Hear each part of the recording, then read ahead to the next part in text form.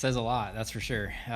Wow. I mean, today was just a whirlwind for sure to be able, well, not to be able to overcome and to be in that bad of a spot. I mean, I was probably a quarter straight away from going a lap down.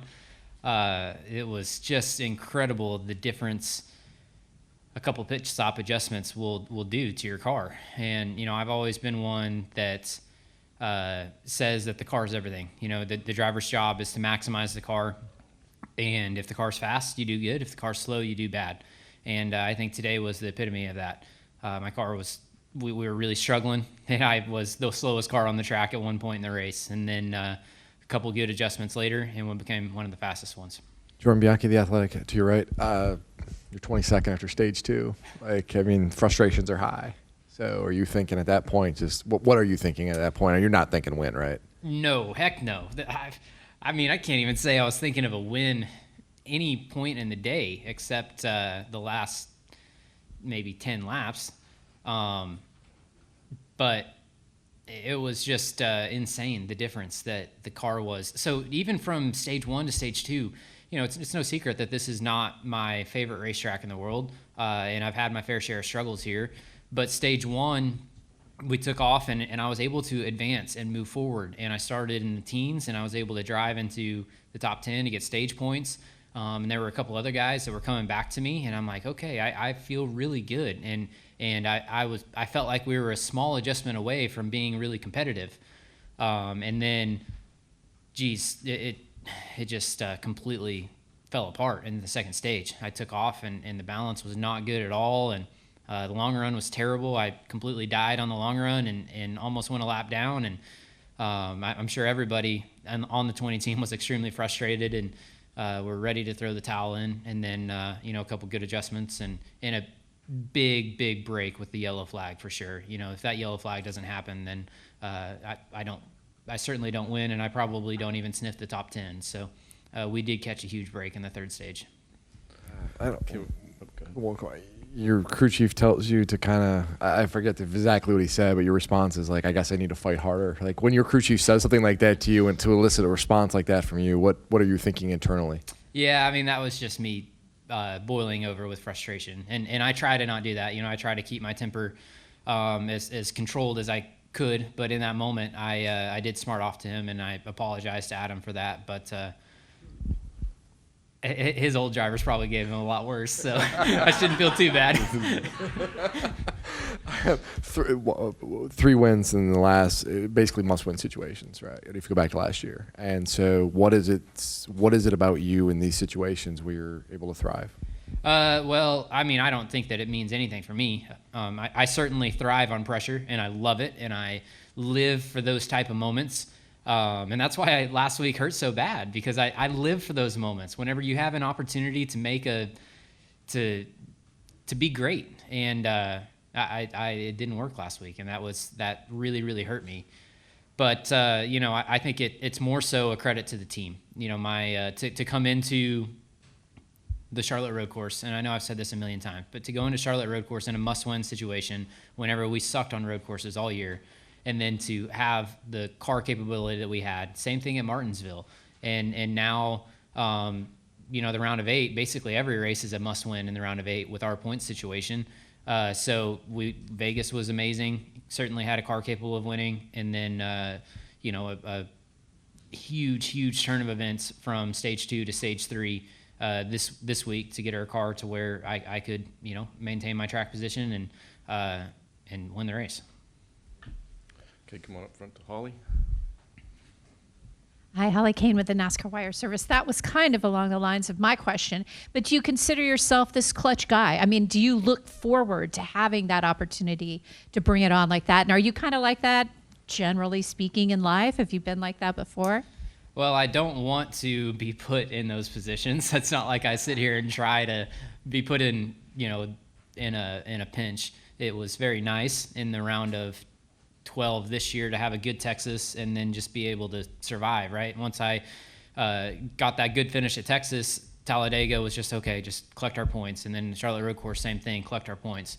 That certainly is a lot easier, but they're not always like that. And we've been really blessed and fortunate to, be able to execute in these positions, and I'm just proud of the effort from everybody around me, because I'm just a small piece of what the success is. Do you start to welcome it now that you've proven that you can excel in those situations? No, I would rather be the regular season championship and be able to cruise in on points. But and at Phoenix, I would rather have a 5-second lead and just cruise. I don't want to have to be put in those positions, but I do live for those moments. I love I love being great and or trying to be great, I should say, and I love it. All right, go ahead and go in the back, and then we'll come over here. Trent with FrontStretch.com. We have a legend retiring this season, and Kevin Harvick, who earned the nickname the closer and everything. You in these high pressure situations, sort of locking it up when you need to. Do you feel like you're carrying on that legacy in your own way as you continue your career as a young driver?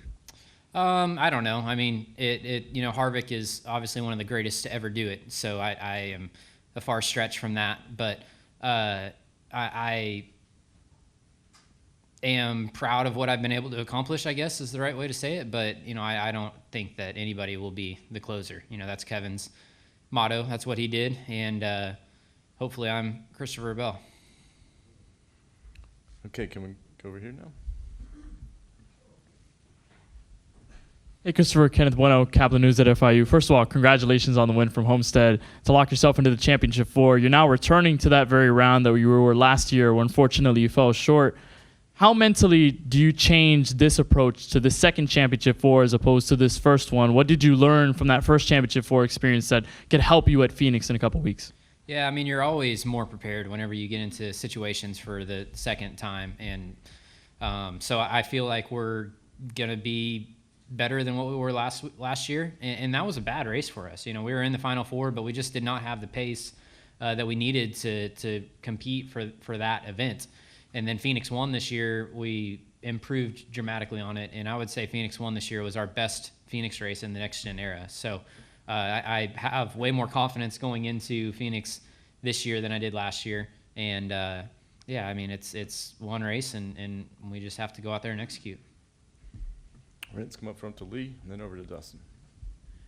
I'm kind of curious about you being able to get these clutch wins. I mean, it's like, last year it was just like not magical because it was clearly talent, but what is it about you that you can just kind of step up when it's necessary to do what you need to do?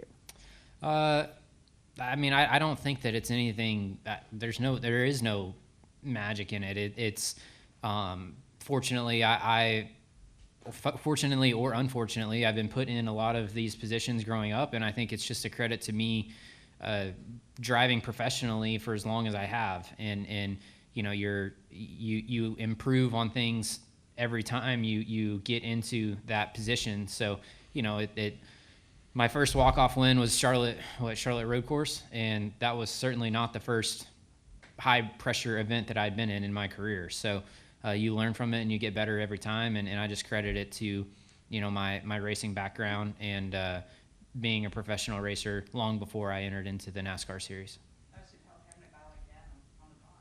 I mean, he's proven that he has the same mentality, the same will, the same capability, and I'm very fortunate to drive for him. He's a two-time champion for a reason, so he's had plenty of his moments where he didn't fold under the pressure.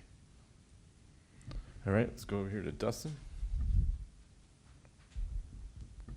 Dustin Long, NBC Sports. I had a couple questions, but I want to check back on something you just said. And you talking about you felt like Phoenix in the spring was the best race in the next gen era.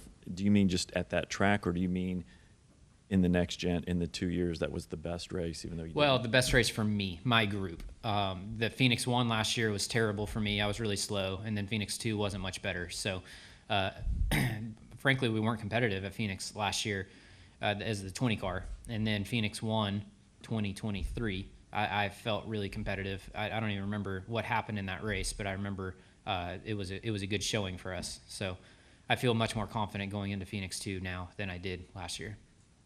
And you talked about the disappointment last week, and obviously I know the thing talked about feeling, hey, maybe was this the golden ticket last week at Vegas. Look, I know you've done this a long time, so you understand the highs and lows, but I'm curious, how long did it take to kind of turn the page from that?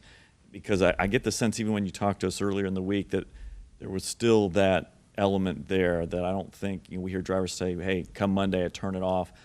I guess I'd question, I'm not sure if you were able to turn it off by Monday yet. Yeah, I mean, not really. I always am thinking of, thinking of races in the past, and I don't have a light switch, right? Like, I'm not going to just light switch off and on to the next week. So, but fortunately, whenever I get in the moment and I get in the car for practice or qualifying, I think that's whenever I'm like, focusing on the task at hand. And, we had a couple simulator sessions this week. So it's not a light switch, but certainly by the time you get to the racetrack, it's focusing on the task that's in front of you.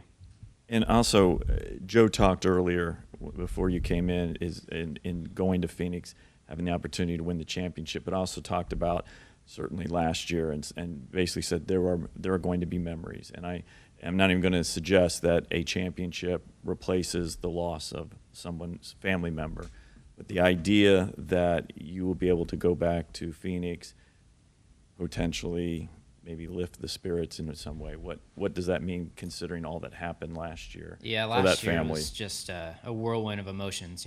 Going in there in my first championship it was very, exciting and happy, and it flipped very quickly on Sunday morning. So it is, a huge moment to be in the Final Four, and I hope that I'm able to execute, but I don't ever want to relive those, the shocking news that got, I guess, told upon us hours before you got to go perform at your highest at the most important race of your career.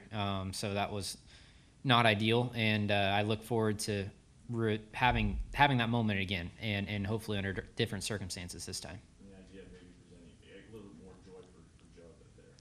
Yeah, it'll be nice to have him around, and last year was just insane, like unheard of, and it'll definitely be a lot better this year.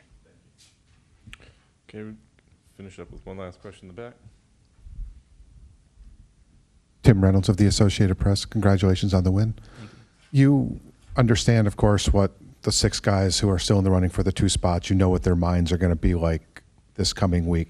Even though you guys, obviously you're all trying to win every week, how does the mindset change when you're going into this last race knowing you need a result to have a chance to win the thing? What changes in your mind? What will change in their minds I may this just week? stay home next week.